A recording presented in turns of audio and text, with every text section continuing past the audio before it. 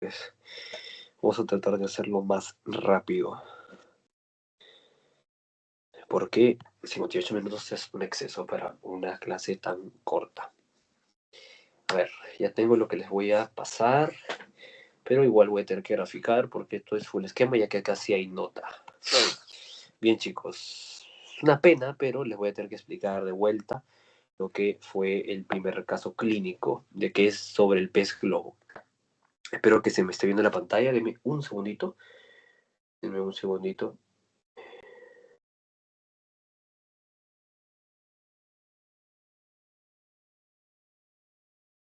Ya, sí se me ve la pantalla. Perfecto. Supongo que sí estoy hablando. Que sí estoy con el con el micrófono activado. Bien, bien, entonces la primera pregunta nos dice cómo afectan estos trastornos la señalización celular y sus cascadas, ¿ya? Sobre el pez globo. Mira, el pez globo va a tener una toxina.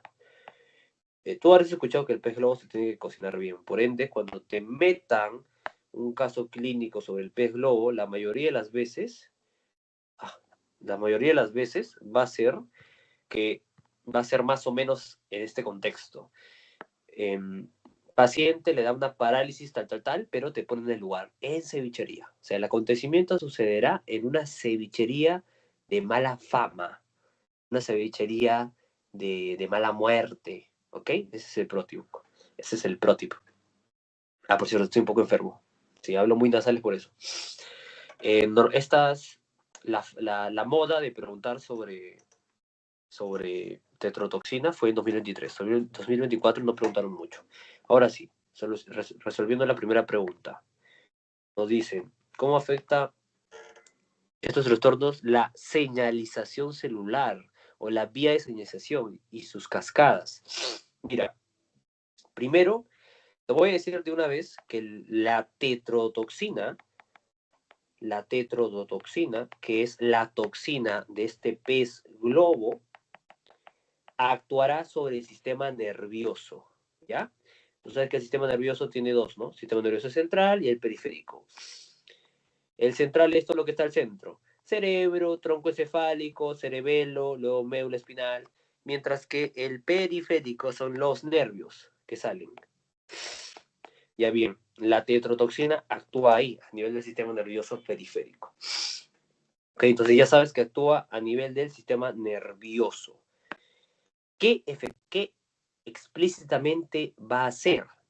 Resumen, la tetrodotoxina actuará bloqueando o afectando el desplazamiento, o mejor dicho, la transmisión del potencial de acción. Eso ya en resumen. Ahora, menos resumido, pero igual resumen, te recomiendo, por cierto, que te veas la clase de potencial de acción que está en la semana 1. La clase de potencial de acción de la semana 1. Es una clase mucho mejor de lo que yo te voy a explicar ahora el potencial de acción. Y con gráfico y todo. Entonces, a ver, la tetrodotoxina va a afectar el transporte, la transmisión del potencial de acción. Y ahora te voy a explicar explícitamente, pero a su vez en forma resumen, voy a ponerlo acá. No tan resumido, pero a su vez menos, un poco más resumido que la clase teórica. Esto. Empezaremos por la fisiología, ¿ya? Mira, el potencial de acción nace, o mejor dicho, se forma en la neurona, específicamente en la parte, no me digas que ya empezó a fallar otra vez, específicamente en el soma o en el núcleo, como quieras llamarle. En el soma o en el núcleo habrán unos canales que cuando se activen, dejarán ingresar el ion que más abunda afuera, el ion positivo más abundante afuera de la célula, afuera del extracelular, el ion sodio. Ya estos canales que se van a activar se llaman normalmente canales nicotínicos tipo 2, ya, o tipo N. No importa. La cosa es que cuando se activen estos canales por un ligando, van a causar el ingreso de iones sodio. Y si se meten los suficientes iones sodios, como para que la neurona cambie de estar en un voltaje, espérate, voltaje de menos 90 milivoltios o menos 70 milivoltios a estar en un voltaje de menos 55, se ingresan los suficientes iones sodios para que cambie de este voltaje a este, entonces se va a formar el bendito potencial de acción. ¿El potencial de acción qué es? Cargas positivas. Es la positivización del soma. Ahí se forma el potencial de acción, cuando se positivice. Cuando se metan los suficientes iones sodios, que por cierto, el paso de meter iones sodios adentro de una célula se llama despolarización. ¿Okay? Si esa despolarización es lo suficientemente contundente como para llegar y superar al menos 55 milivoltios, se forma un potencial de acción. Acuérdate que este voltaje de acá arriba es el potencial en reposo, es decir, cuando la célula está, cuando la neurona está Z, Z, Z, Z, Z, Z, Z. Bien, ahí no actúa la tetrodotoxina. La tetrodotoxina va a actuar en lo siguiente, que es el desplazamiento del potencial de acción. El potencial de acción tiene como objetivo, ya se forma acá, pero él debe llegar acá, a algo que se llama la terminación o el botón sináptico. ¿Por qué? Porque ahí se encuentran los canales, un canal que cuando se activa mete calcio y se libera neurotransmisor. Y a ella lo que le fascina es eso. Su objetivo de una neurona es liberar un neurotransmisor. Por ende debe llegar aquí. ¿Y qué le va a ayudar? Le va a ayudar unos canales que se ubican en dos sitios. Entre vaina de mielina y vaina de mielina, o sea, en el sitio que se llama nódulo de Rambier, y el otro sitio es acá, el cono axónico. Estos canales se llaman canales de sodio dependiente de voltaje y se van a activar por la positivización del potencial de acción que está en el soma. Esta positivización los activa. Y al activarlo, causará o permitirá que el sodio ingrese. El sodio es un ion positivo. Entonces, ahora se positiviza todo esto. Es decir, que el potencial de acción se trasladó hasta acá. Y debe llegar hasta aquí. Esa positivización activará a otro canal de sodio dependiente de voltaje, que se ubica acá.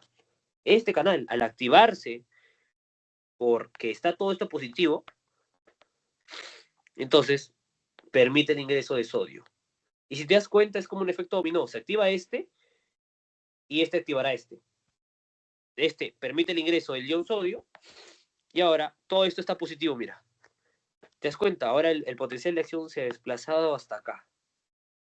Esto es lo que se llama desplazamiento del potencial de acción. O puedes verlo de una forma más fácil, ¿no? Y es que se activa, mete sodio y el potencial de acción se va desplazando. La cosa es que así hasta llegar hasta acá.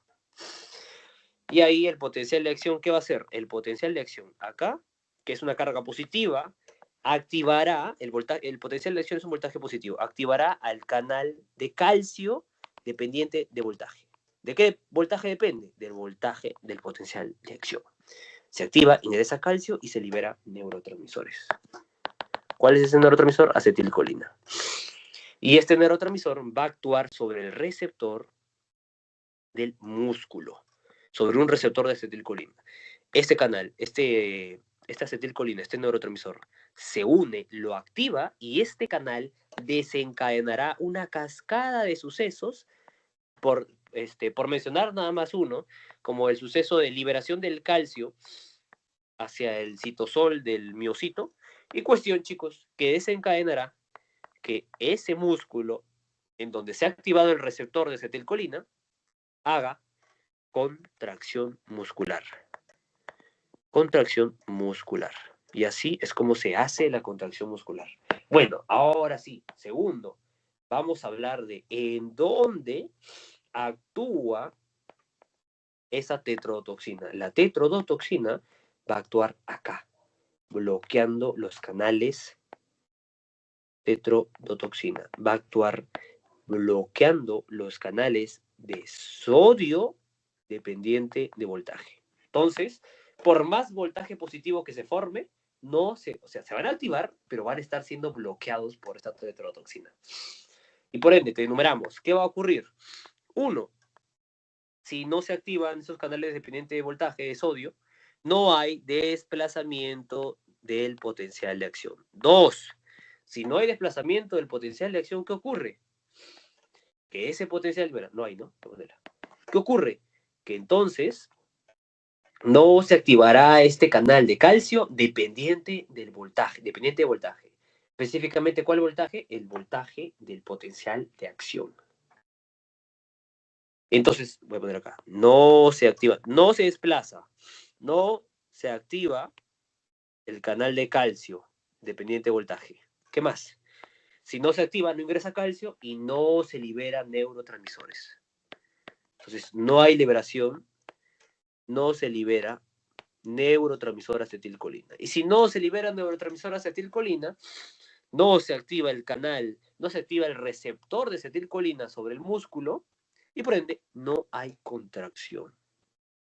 No contracción muscular. Esta es la vía afectada, la transmisión del potencial de acción. Ya, bien, te lo expliqué mucho bonito acá, yo lo sé, así que aquí, bueno, di unos añadidos. Lo voy a colocar acá porque yo sé que a todos aprenden más viendo en blanco. Más cuando, pues, en este caso, sus casos clínicos sí tienen nota. Añadidos, mira. A ver, ¿qué otras cosas tengo que añadirte? 1, la tetrodotoxina actúa sobre el sistema nervioso central, sobre un nervio periférico, ¿ya? ¿Pero qué nervio periférico? Escucha muy bien. Todas, o sea, puede actuar en todas. ¿Ya? Lo importante es que menciones el género del nervio periférico. Es una neurona motora, o conocido como motoneurona inferior. Mateo, ¿por qué destacas el término inferior? Porque mira, en el sistema nervioso hay 2 tipos de motoneuronas. ¿Ya? Acá hay una zona que es el área en donde donde nace el potencial de acción o el impulso para que tú hagas un movimiento. Este se llama la motoneurona superior. Esta se va a comunicar con la motoneurona que está conectada con el músculo, y esa es la motoneurona inferior. La motoneurona superior, ¿qué hace? Esta es la que produce, la que crea, la que da a luz el potencial de acción, que luego pasará a la motoneurona inferior, y luego esta motoneurona inferior de pasar al músculo y el músculo se va a contraer. ¿Ya? Esto se llama motoneurona inferior y bueno, este dato que te acabo de dar es de fisio 4. Solamente menciona, afecta a la motoneurona inferior. Hay 2 tipos de motoneuronas. Esta motoneurona que tiene el soma en el cerebro, específicamente en el área motora primaria, que es el área 4 de Brodmann, que es prefrontal. Acá nacen todas las ideas, todos los potenciales de acción para el movimiento muscular. ¡Pum! Pasan a las neuronas que estén conectadas con el músculo, con ese dichoso músculo que queramos que se contraiga. Se llama la motoneurona inferior. Bueno, aquí actúa, ¿ya? Aquí actúa, evitando el desplazamiento de acción. Y es importante, mira, segundo detalle importante mencionar, es que si la tetrodotoxina actuase sobre la motoneurona superior, ¿sabes qué te daría una parálisis? Pero espástica, o también conocida, espártica dice, ¿no? Espástica, también conocida como rígida. Pero al actuar, o sea, bloquear, ¿no? Al ser un agente bloqueante de motoneurona inferior, te genera una parálisis flácida. Ya, Mateo, ahí no entiendo, explícame la diferencia, mira. Te lo voy a explicar acá. Aquí te lo he puesto. No hay 2 tipos de parálisis, espásticas o rígidas y parálisis flácidas. Mateo, a ver, dibújame algo, matízame algo para tener imaginación de cómo sería una espástica y cómo sería una flácida. Imagínate que tienes tu brazo y tu brazo está tan contraído que no puedes moverlo. Tú quieres, no sé, estirar tu brazo hacia tu vaso, hacia un vaso, pero no puedes porque está demasiado contraído. Entonces ese brazo está paralizado, tú no lo puedes usar. Está paralizado por el exceso de contracción. Eso es una parálisis espástica o rígida. Y ahora imagínate que, que tu brazo no lo puedes contraer para nada, no se puede contraer y no puedes usarlo. Entonces está paralizado, pero por una falta de contracción. ¿Ya? Mientras que aquí es un exceso de contracción. De verdad lo voy a poner. Es un exceso de contracción. Acá es una falta de contracción. Y esto tiene su explicación fisiológica.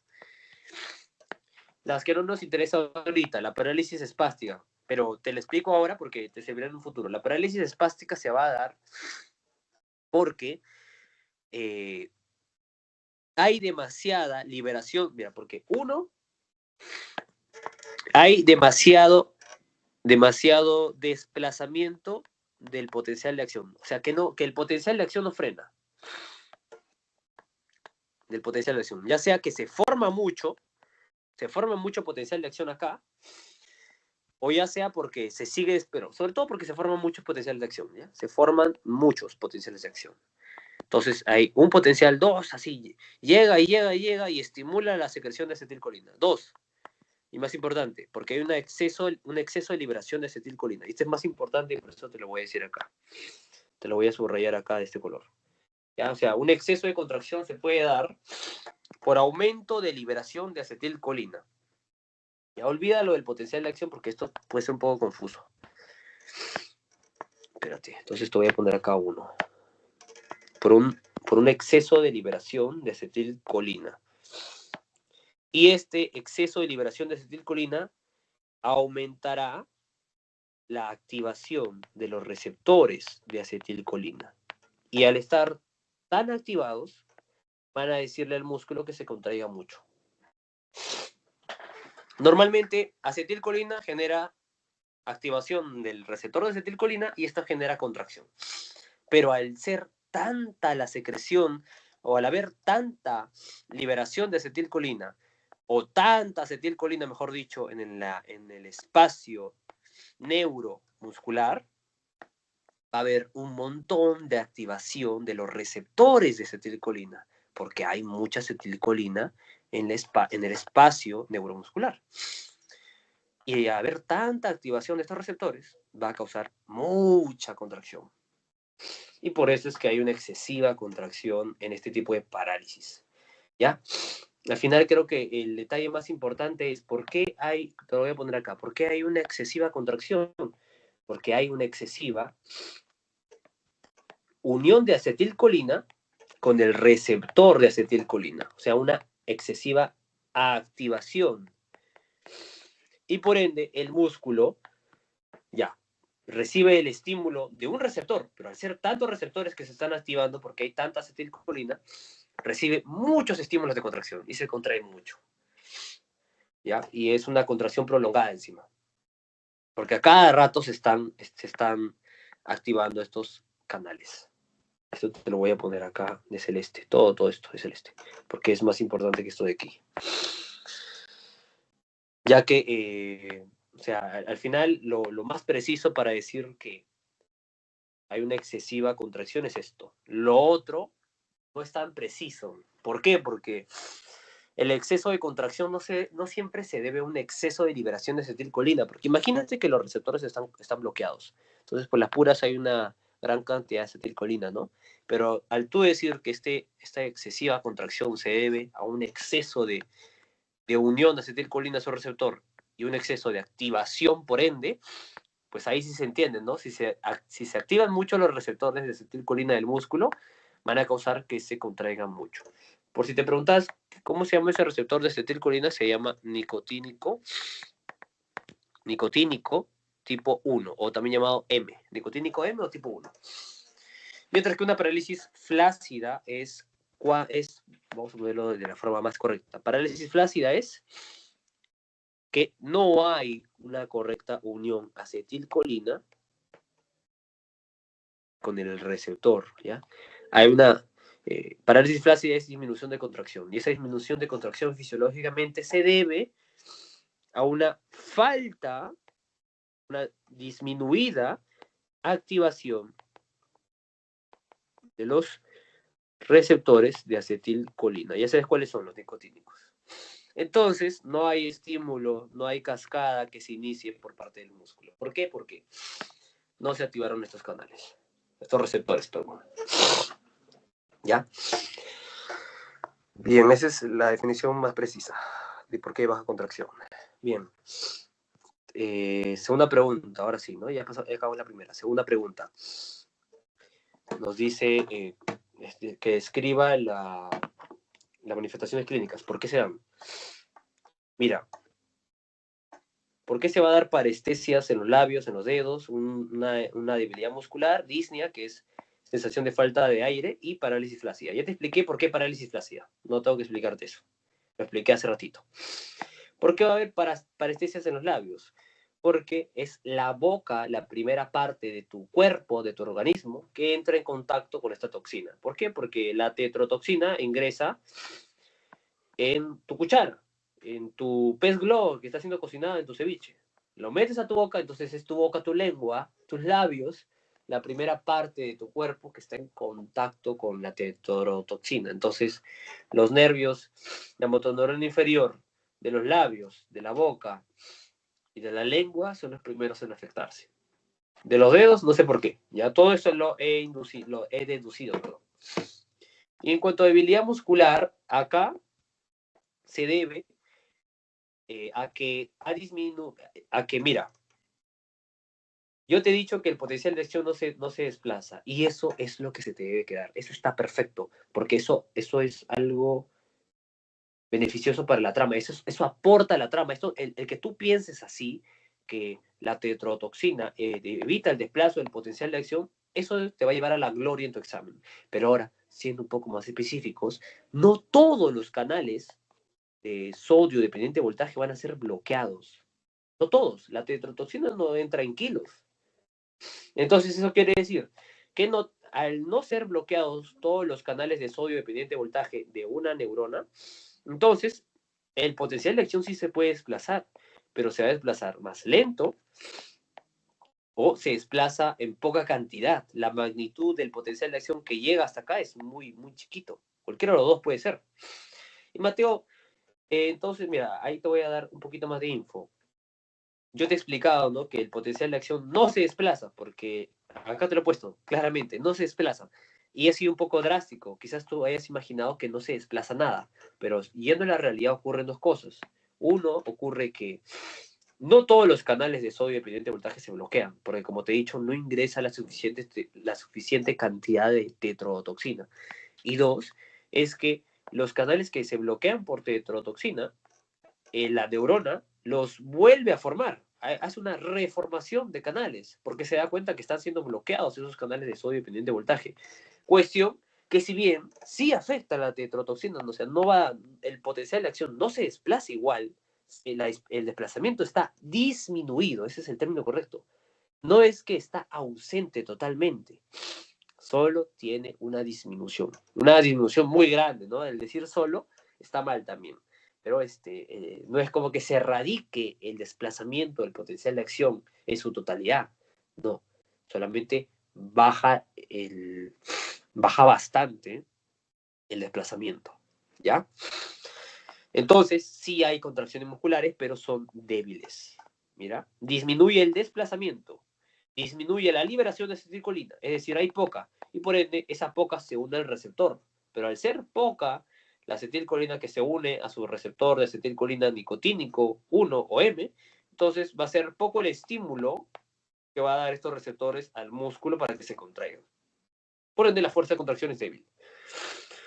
Porque este es el tema más interesante. ¿Por qué te va a dar disnea? ¿Por qué te va a dar falta de aire? Sensación de falta de aire.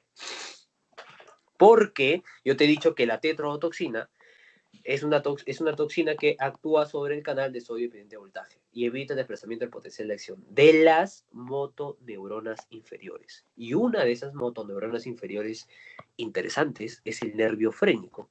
El nervio frénico es un nervio somático, es decir, es un nervio que controla esa voluntad, que inerva al diafragma, el músculo responsable de la respiración. Al decir somático, me refiero a que es un nervio que controlas a voluntad. Es por eso que tus respiraciones pueden ser a voluntad. ¿Te das cuenta? Tú puedes respirar cuantas veces quieras en un minuto. ¿Y eso por qué? Porque el nervio que inerva al diafragma es un nervio somático. Y también el músculo diafragma en sí está hecho de músculo estriado. Un nervio que es controlado, que es normalmente inervado por un nervio que se controla a voluntad. Entonces, los músculos que son controlados a voluntad son músculos estriados esqueléticos. Ese es un protip. Mientras que los músculos lisos y el músculo cardíaco son músculos que no son controlados a voluntad. O sea, los nervios no son somáticos, los que se conectan con esos tipos de músculos que te he mencionado. Ya bueno, entonces el frénico se va a ver afectado, su desplazamiento del potencial de acción, por ende va a liberar poca acetilcolina o nada, ¿no? Por ende va a ser poco la contracción que se va a dar en el diafragma. Entonces, si no se da una correcta contracción del diafragma, se afecta sobre todo la inspiración. Y en la inspiración, verdad, acuérdate, el diafragma es el músculo de la respiración. Pero Mateo, ¿por qué es el músculo de la respiración? Porque cuando este músculo se contrae, mete aire a tus pulmones. O sea, inspiras, te llenas de aire. Y cuando el diafragma se relaja, ese aire que has metido ahora se bota, se expira. Eso se llama expiración.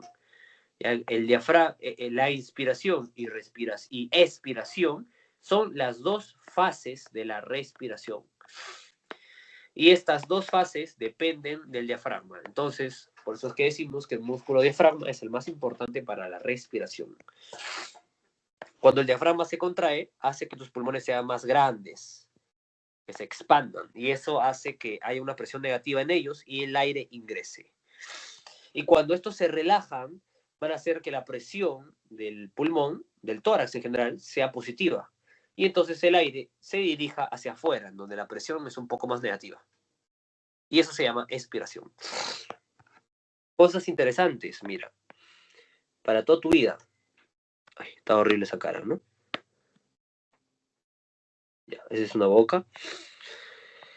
Y estos son unos pulmones. ¿Ok? Ya. Mira, cuando tú inspiras, el diafragma se contrae. O sea, cuando el diafragma se contrae, ¿sabes qué ocurre? Que acá la presión se vuelve negativa. Y la presión de la atmósfera es cero. Entonces, ¿qué ocurre? El aire es un fluido que siempre va a querer dirigirse hacia donde hay una presión negativa.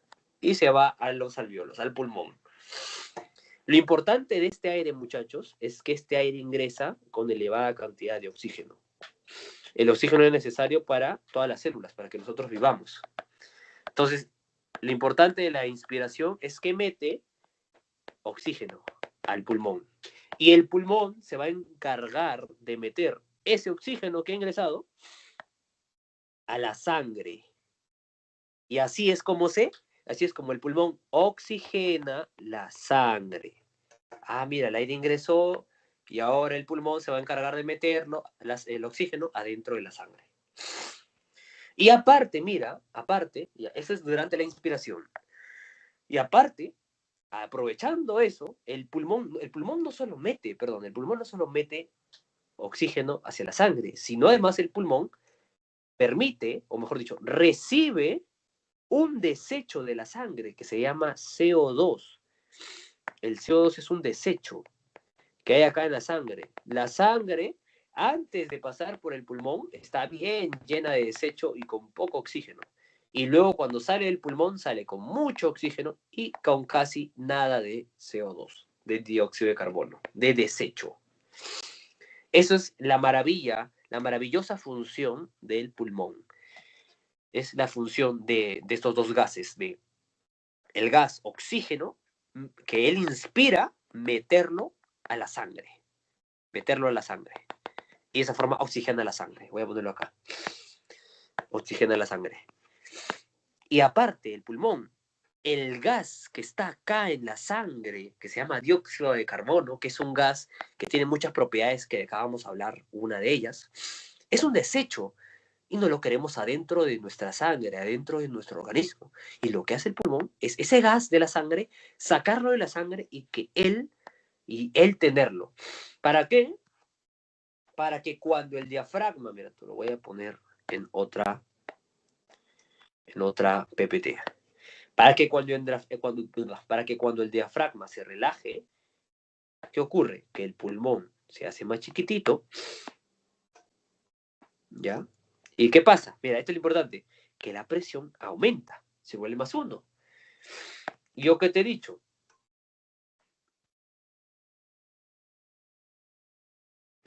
Te he dicho, y bueno, la presión de la atmósfera siempre es cero. Yo qué te he dicho, que el aire es un gas, es un fluido, y acá hay CO2, espérate, acá hay CO2, hay harto CO2, CO2, CO2. Entonces, ¿qué ocurre? Que la sangre, que el aire no le gusta estar en los sitios de mayor presión. Se va al sitio de menor presión. Se dirige siempre al sitio de menor presión. ¿Por qué? Porque ahora el pulmón tiene una presión de más 1. Y acá es 0. ¿Cuál es más negativo? ¿Más 1 o 0? 0. Entonces la sangre sale, sangre, yo y darle sangre. El aire sale. Este proceso en donde donde el diafragma se relaja y el aire sale, se llama expiración. ¿Y qué es lo interesante de la expiración? Que en la expiración botamos este gas malo, que no nos gusta, que se llama dióxido de carbono, este desecho. Eso es lo importante, muchachos. Con la inspiración metemos oxígeno a la sangre y con la expiración, ese dióxido, ese desecho que ha pasado de la sangre al pulmón, se bota del cuerpo. ¿Ya? Bien, ahí te hablé bastante, ¿no? De algo que es más importante en el sistema respiratorio, futuro. Bien, igual por ahí lo cuentas, ¿no? Entonces, ¿por qué al paciente le da disnea, tiene sensación de falta de aire? Porque el diafragma no se está contrayendo bien. Entonces, no se está inspirando bien y aparte, no te he puesto acá, ¿no? Si no inspiras bien, no metes aire. Y si no metes aire, por las puras se relaja el diafragma porque no tiene nada que botar. Entonces la tetrodotoxina, al evitar que se contraiga el músculo estriado, si bien no permite que haya inspiración, tampoco permite que haya expiración. ¿Por qué? Porque en la inspiración metes aire y en la expiración botas ese aire que has metido, que ahora encima está con una cochinada, que es CO2. Pero si no has metido nada, ¿qué vas a expirar? ¿Qué vas a botar? Eso es a lo que me faltó acá. No solamente la tetrodotoxina afecta a la inspiración, sino también a la expiración. Por ahí si tu profe es malo te va a decir, ¿cuál de estos es un proceso activo y cuál es un proceso pasivo? La inspiración es un proceso activo porque para la contracción se necesita ATP. Y la expiración es un proceso pasivo porque se da gracias a la relajación del diafragma. Y la relajación no necesita ATP. Es un proceso pasivo. Tercera pregunta, ¿cómo esto repercutirá en todos los sistemas del organismo? Algo así, ¿no? Mira, el efecto neuromuscular, el bloqueo neuromuscular que va a causar esta tetrodotoxina afectará a muchos músculos, como los músculos de los miembros superiores e inferiores, pero el que más nos interesa es el músculo diafragma, porque este no se va a poder contraer. Entonces, si no se puede contraer, no puede darse la inspiración y no puede darse la expiración. La expiración y la inspiración se van a ver afectadas. Y entonces el sistema respiratorio va a ser el primer repercutido a la mala. El sistema respiratorio por la tetrodotoxina, ya sabes, no se puede contraer el diafragma. Entonces disminuye la frecuencia de inspiraciones. No es que haya cero inspiración, es que disminuye, es más difícil. Y aparte, cada inspiración mete menos volumen de aire. Entonces disminuye el volumen de inspiración, o sea, el aire que puedes meter a tu pulmoncito en la inspiración. Y como te he dicho, el defecto de que, el hecho de que afecte la contracción del diafragma nos va a llevar a que se afecte la inspiración. Y el objetivo de la inspiración, ¿qué es? Meter oxígeno a la sangre y que se junte con la hemoglobina, ¿no? Ese es un poco de mato. Entonces, si no está contrayéndose bien el diafragma y no está inspirando bien, no se va a meter suficiente oxígeno a los pulmones. Y si no se mete suficiente oxígeno a los pulmones, no pasará oxígeno a la sangre. Y por ende, la hemoglobina no se va a juntar con oxígeno. Va a estar vacía. Vamos a encontrar más eritrocitos con hemoglobina no unida a oxígeno. Porque no hay una correcta cantidad de oxígeno en sangre. O sea, disminuye la saturación de oxígeno. Ese es el término adecuado médico. Y luego está el hecho de que se afecta, o sea, la tetrodotoxina te causa un problema muscular. Y todos los problemas musculares diafragmáticos causan problemas ventilatorios, ¿ya? Y el problema ventilatorio, la ventilación es esto: inspiración, y el otro proceso ventilatorio es la expiración.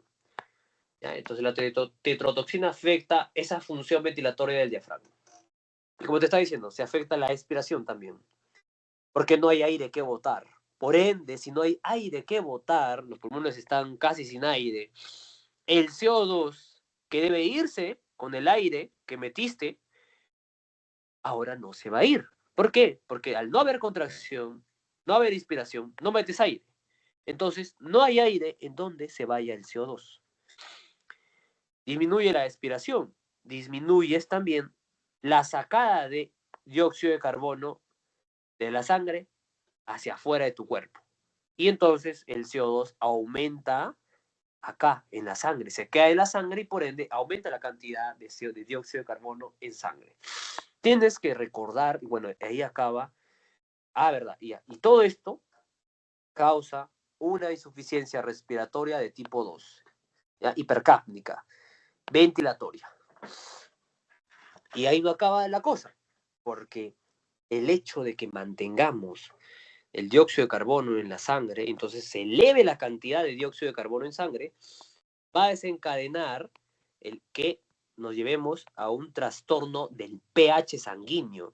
¿Por qué? Porque el CO2, imagínate que es un ácido, ¿ya? El término, lo correcto, lo formal es decirte que el CO2 es directamente proporcional a los ácidos. Aumenta el CO2 y el CO2 produce ácidos, ¿ya? El CO2 no es un ácido, pero sí produce ácidos. Y al CO2, por cierto, se le llama ácido volátil también. Ese es un nombre que se suele utilizar cuando hablas de pH y sangre. Conclusión, chicos, que al mantener las cantidades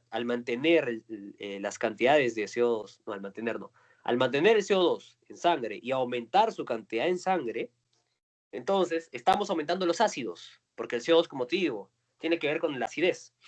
Digamos que aumenta CO2, aumenta ácido en sangre. Entonces la sangre se vuelve ácida.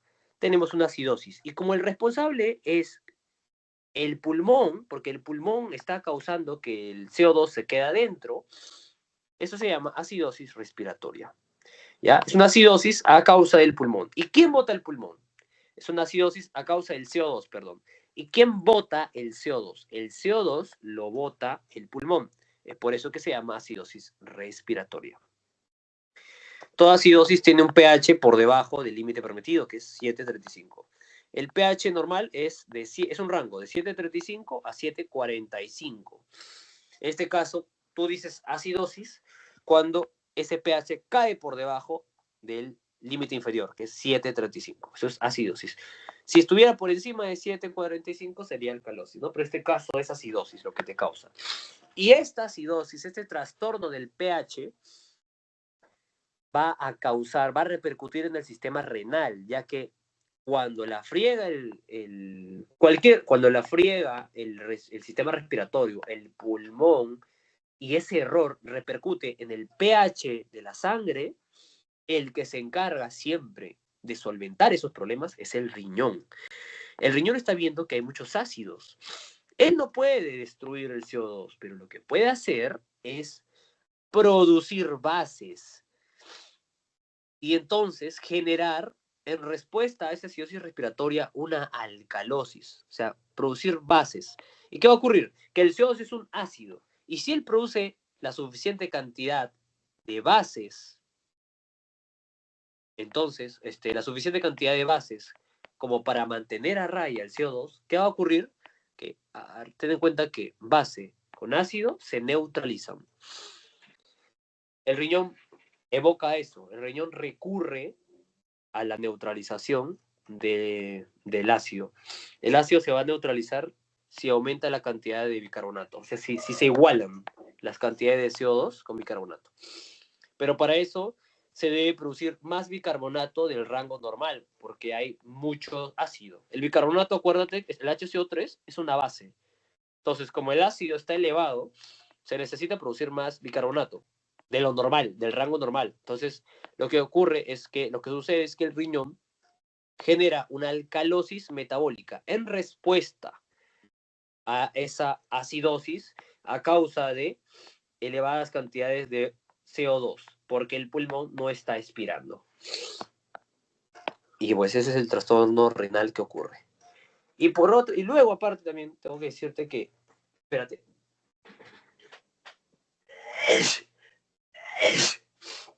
Tengo que decirte que eh, las elevadas cantidades, mira, las elevadas cantidades de oxígeno y las bajas cantidades de CO2, esto va a repercutir en el sistema nervioso, sobre todo en los quimiorreceptores. A ver, mira, tengo que decirte algo acá. Tengo que graficártelo 100%. Ya, entonces tenemos que en sangre hay poco oxígeno y hay mucho CO2. Todo esto porque el sistema respiratorio está sufriendo una injuria, una insuficiencia respiratoria de tipo 2. ¿Y por qué Mateo? Porque está afectado el frénico. ¿Y por qué Mateo? Porque está el diafragma. ¿Y por qué Mateo? Porque está afectado el nervio frénico por la bendita tetrodotoxina. Ah, mira, un escalón de sucesos, ¿no? Una cascada de sucesos. Bueno, el hecho de que la sangre haya esto va a desencadenar una respuesta por parte de unos receptores que se llaman, unos receptores que van a censar los niveles de oxígeno y de CO2, que se llaman quimio, de sustancias químicas, receptores.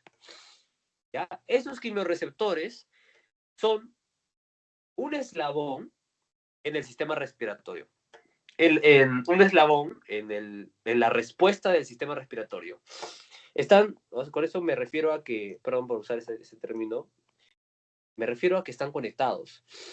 Cuando los quimioreceptores sensen que los niveles de oxígeno han bajado y los niveles de CO2 se han elevado, él se va a dar cuenta que el pulmón está haciendo malas cosas. Entonces, el quimioreceptor se va a comunicar con el centro respiratorio en el cerebro. Pero no en el cerebro, sino más bien en el tronco encefálico y en una cosa que se llama bulbo raquídeo. Ahí está el centro respiratorio. El quimioreceptor se comunica con el centro respiratorio del bulbo raquídeo y le dice, oye, por favor, haz que el pulmón chambee. Yo sé que está mal, que el diafragma está mal, pero exígele un poco más. ¿Por qué? Porque estamos con poco oxígeno y mucho CO2. Exígele lo siguiente, que aumente su frecuencia respiratoria, que tenga taquipnia, y que cada inspiración meta más aire, es decir, que aumente su volumen respiratorio, su volumen tidal. Eso es lo que sucede. Bueno, ahora te voy a desglosar un poquito más de lo que son estos quimioreceptores. Mira, los quimioreceptores se dividen en dos. Quimioreceptores periféricos y quimioreceptores centrales. Yo sé que ya estás escribiendo mal esta vaina. Periféricos y los quimioreceptores centrales. Los quimioreceptores periféricos son aquellos que se encuentran en la bifurcación, acá en el seno carotidio, y el otro, ese es uno, y el otro se ubica en el callado aórtico, ¿ya? La aorta, del callado. Esos son los dos sitios en donde se ubican los dos quimioreceptores periféricos. en el callado aórtico y en los y en el seno carotidio. Y luego tienes el quimiorreceptor central. Ah, bueno, pero quizás para ti es un poco de duda, ¿no? Mateo, ¿qué son los quimiorreceptores? Tengo esa duda todavía. Los quimiorreceptores son una herramienta que tiene tu sistema pulmonar, que te lo voy a pintar ahorita. Tu sistema pulmonar es el pulmón y es el centro respiratorio del bulbo raquídeo. ¿Ya? Este es el que está conectado con el sistema pulmonar. Entonces, estos necesitan una herramienta para saber si el pulmón está haciendo bien las cosas. ¿A qué te refieres con haciendo bien las cosas? Mira, haciendo bien las cosas es tener elevadas cantidades de oxígeno en la sangre y bajas cantidades de dióxido de carbono en la sangre. Cuando los quimiorreceptores sensen esto, todo bien, no pasa nada. Le dicen, hoy estás haciendo bien las cosas. Y el centro respiratorio felicita al pulmón porque está haciendo bien las cosas. Pero es cuando los quimiorreceptores detectan que baja el oxígeno en sangre y aumenta el dióxido de carbono, que le dice, oye, por favor, llámale la atención al pulmón, yo sé que debe estar enfermo o algo debe estar sucediendo porque está bajo la cantidad de oxígeno y el CO2. Entonces, el centro respiratorio, pese a que el pulmón o el diafragma estén enfermos, exige al pulmón que aumente, siempre hace esas dos cosas, que aumente su frecuencia respiratoria o aumente su volumen tidal. O sea, por cada inspiración, que en vez de meter 500 mililitros, meta 1 litro más aire. Y bueno, esa es una respuesta neurorespiratoria. Claro, eso debería ponerlo acá. Es una respuesta neurorespiratoria por parte de nuestro organismo. Ya, una respuesta neurorespiratoria. Ya te expliqué qué son los quimiorreceptores. Son unas herramientas para ver si el sistema respiratorio está haciendo bien las cosas. Ahora, continuando con la explicación, que hay dos tipos de quimiorreceptores. Los quimiorreceptores que se ubican en el carotidio, en el seno carotidio, en la aorta, en el callado aórtico, se llaman quimiorreceptores periféricos. Estos están de brillito porque son más sensibles al dióxido de carbono, al oxígeno, perdón. Y mientras que los quimiorreceptores del otro tipo, que son los centrales, estos son más afines a las variaciones de dióxido de carbono. ¿Ya? ¿Dónde se ubican los quimiorreceptores centrales? Tienen una sola ubicación. Están a nivel del sistema nervioso central, específicamente en el bulbo raquídeo, específicamente en una zona que se llama la zona quimiosensible. ¿Ya? ¿Y cuáles son mejores, más efectivos para comunicarse con el centro respiratorio? Más efectivos son los quimiorreceptores centrales. Porque siempre el control con el dióxido de carbono es más efectivo, es más fino. Y bueno, con eso pasamos a la cuarta pregunta. Ah, y acá pues eso fue lo que te grafiqué acá, ¿no? Aumenta la frecuencia respiratoria, aumenta el volumen tidal. Ay, por cierto, el poco oxígeno pues puede generar en la neurona del cerebro mareos. Y por ahí es posible que tú llegues a decir que aumenta la frecuencia cardíaca. Es posible, no está mal tampoco.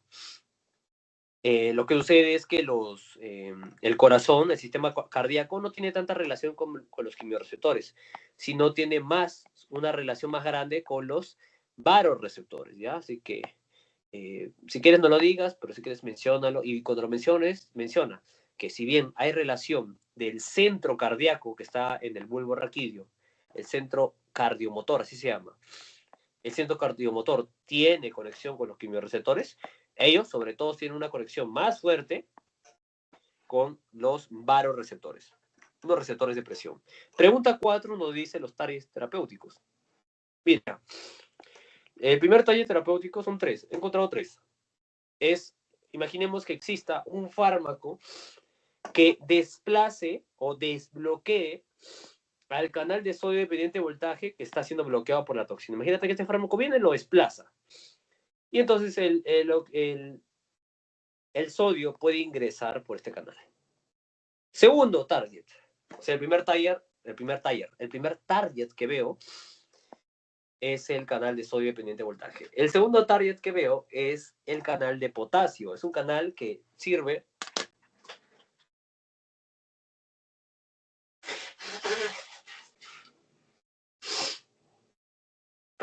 es un canal que se usa en la fase de repolarización.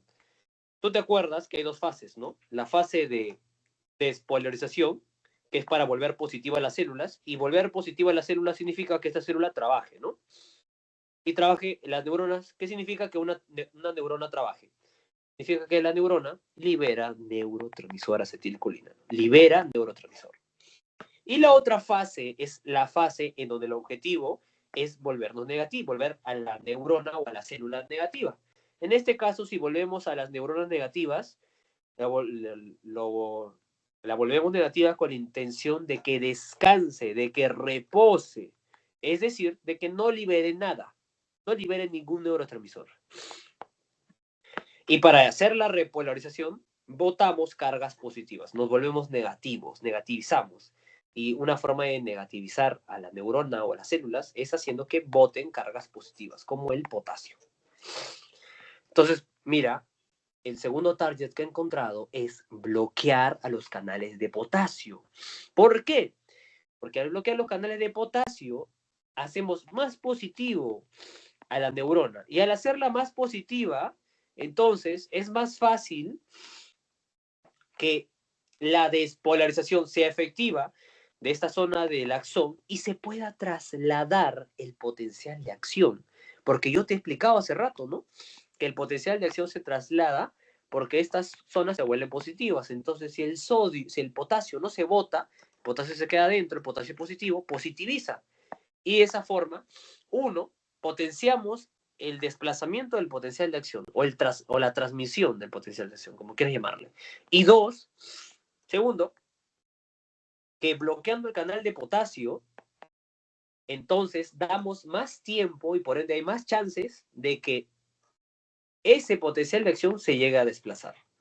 Entonces, ya sea uno, porque volvemos positivo a la célula, o ya sea dos, porque le damos más chance a la despolarización a los canales que no están bloqueados, los canales de sodio dependiente de voltaje que no están bloqueados por la toxina, le damos más chance, más tiempo, para que se puedan activar y puedan meter sodio y que se pueda desplazar el potencial de acción.